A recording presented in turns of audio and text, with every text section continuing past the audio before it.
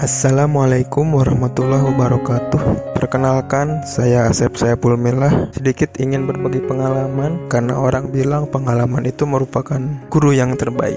Saya sedikitnya punya beberapa cerita lucu tentang pengalaman percintaan saya. Bisa dikatakan waktu masih saya muda. Salah satunya saat saya duduk di SMP di sekolah menengah pertama misalnya. Saat itu karena kebetulan saya bersekolah di salah satu SMP di Tasikmalaya, dan kebetulan saya juga mondok di salah satu pondok pesantren. Jadi sisi percintaan tidak bebas seperti orang pada umum. Tapi ada satu cerita yang menarik. Saya di saat SMP itu punya 3 teman akrab.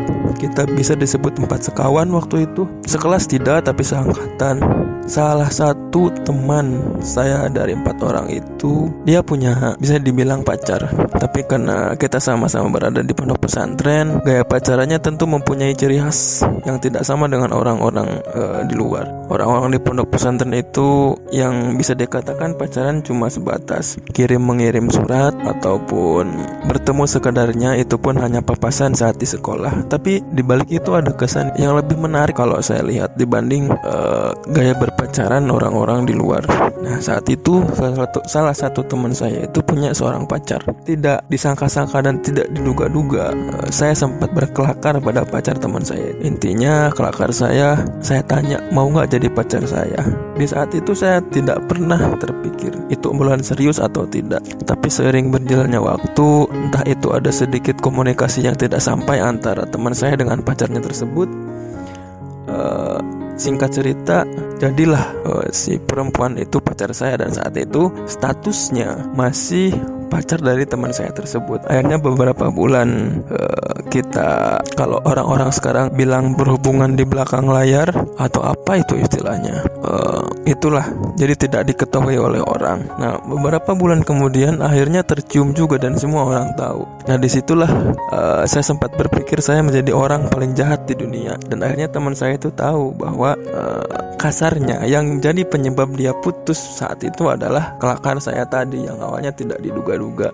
Dan akhirnya saya pun seiring waktu dengan si pacar teman saya tersebut, ya tumbuhlah rasa sayang, rasa saling cinta. Tapi lagi-lagi tadi gaya berpacaran kita hanya sebatas surat menyurat, kirim surat menyurat, dan bertemu sekedarnya papasan di sekolah.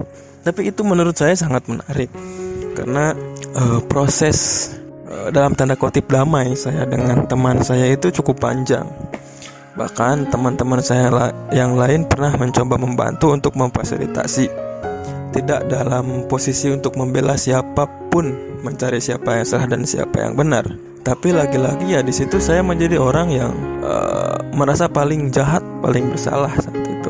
Tapi itu cerita dulu, dan meskipun bekas-bekas lukanya masih ada sampai sekarang, setiap kita bertemu di momentum reuni, saya dengan teman saya yang 4 sekawan itu ada sedikit kecanggungan gitu. Ada sedikit kecanggungan, tapi waktu itu mungkin karena ya masih belum bisa berpikir dewasa atau belum bisa mempertimbangkan apa dampak dari keputusan yang kita ambil. Ya inilah akibatnya gitu. Tapi alhamdulillah silaturahmi saya, komunikasi saya dengan 4 sekawan itu sampai saat ini masih terjalin. Adapun dengan teman saya yang waktu itu ada sedikit problem dalam percintaan, sedikit kecanggungan masih ada.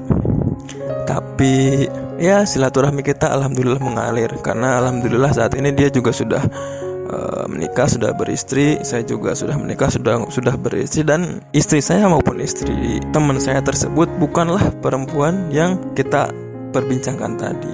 Ya kalau diingat-ingat membuat saya ketawa geli sendiri melihat tingkah saya dulu seperti itu. Padahal kalau dilihat dari segi wajah pas-pasan, iya, apa sih kelebihannya, tapi gak nyangka aja bisa sampai terjadi seperti itu.